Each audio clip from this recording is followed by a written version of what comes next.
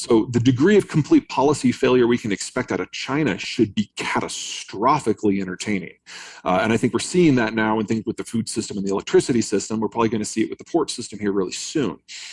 The thing was, we don't know what Xi's going to do because he doesn't know what he's going to do because he's not getting good information. So the people are saying that, Putin is talking to the voices in his head. There's some truth to that, but for the most part, there is a cadre. They are intelligent. It's just not a lot of people. With Xi, there's no one. So predicting what the Chinese are going to do is kind of an exercise in futility. I see. And there's really nothing else that the Russians can give the Chinese. The Chinese have already reverse engineered all their weapons. The pipelines to China are already running at full capacity. The rail system is already running at full capacity. The only other way to get more stuff would be if you loaded at a Russian Western port, say St. Petersburg or Novorossiysk, which is their shallow ports, their small boats, then somewhere at sea, you transfer the cargo from a small vessel to a larger one, sail it around Africa, because you can't use Suez, all the way to China. So, you're just the cost of that, the logistics of that, getting around insurance companies and shipping companies, they'd have to charter everything themselves, insure everything themselves, and running routes that are 4 and 5 times as long as all their other supply routes are. So just the volume of stuff that you might be able to increase to Beijing is just minuscule.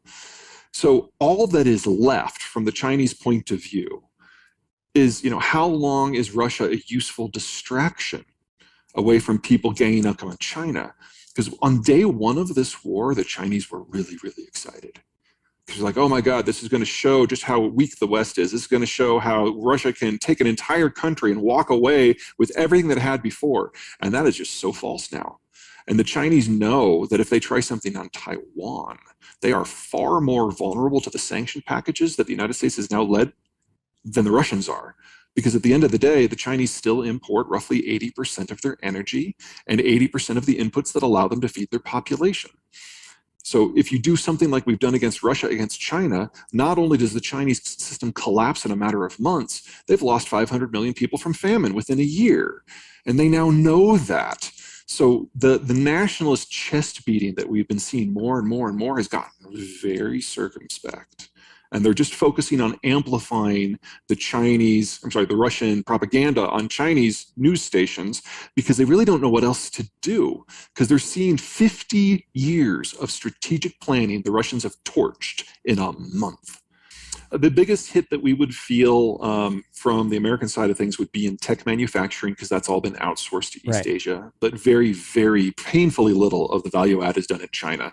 There's much more done in the rest of the Asian countries. So I'm not suggesting that we would walk away and not feel the difference. Like iPhone has, for example, completely doubled, tripled, and quadrupled down. Anytime there's been a problem with China, they put in more money. Stupid will cost them the company in the end, but it's really the only company that's gone that far.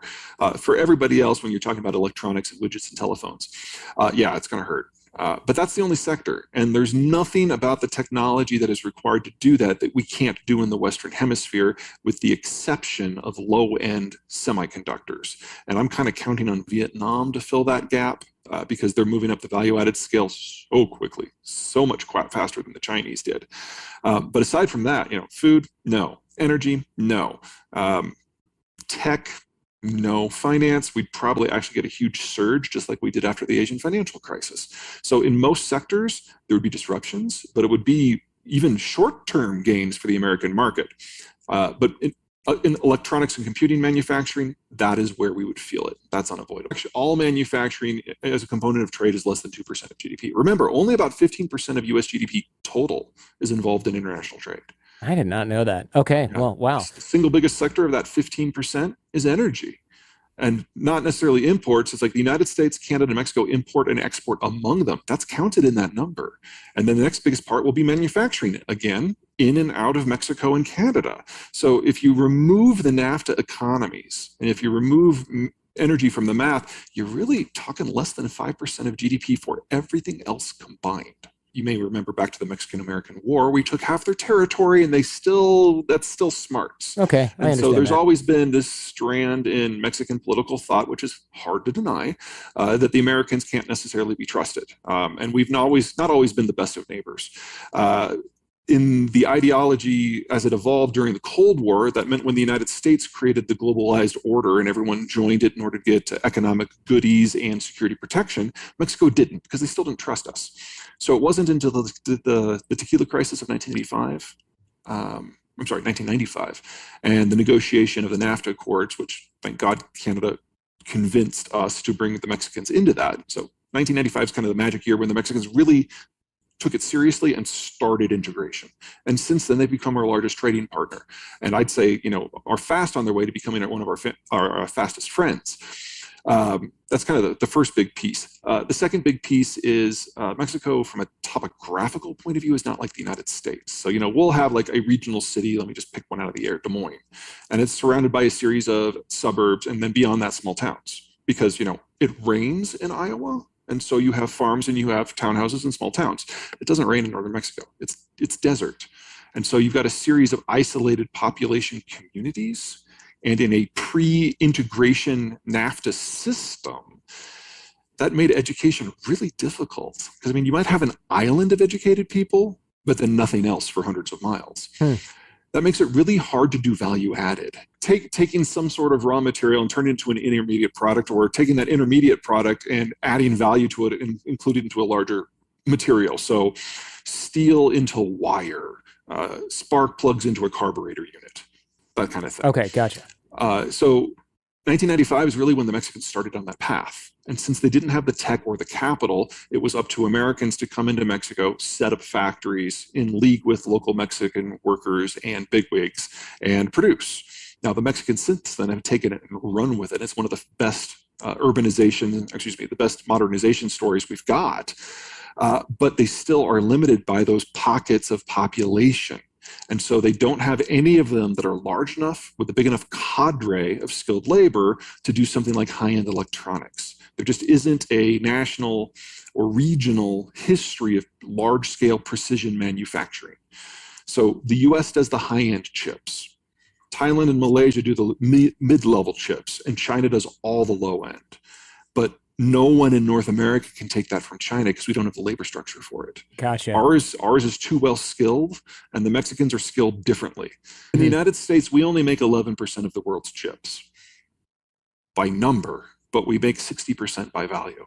So if it's going into a high-end phone, if it is going into a laptop or a server, that is definitely an American chip, or maybe from Taiwan, South Korea, or Japan. If it's going into your car or your plane, something where it doesn't have to be nearly as small because you've got some room to work with, that's probably out of Thailand and Malaysia. And if it's your blender singing when you've pureed to a certain level of consistency, that's definitely out of China. Think of it this way too. If you've got a high-end chip, let's say you are in China and you've got a dozen people who can break it down, hack into it, figure out how it was put together, and come up with the plans to do it. Well, that's 12 dudes. You now have to educate 250 million dudes. There's a scale issue. And China does not have an education system that generates people capable of creative thought in sufficient numbers to engage in a French-style industrial espionage economy. The French could do it because they've been doing this for a very long time.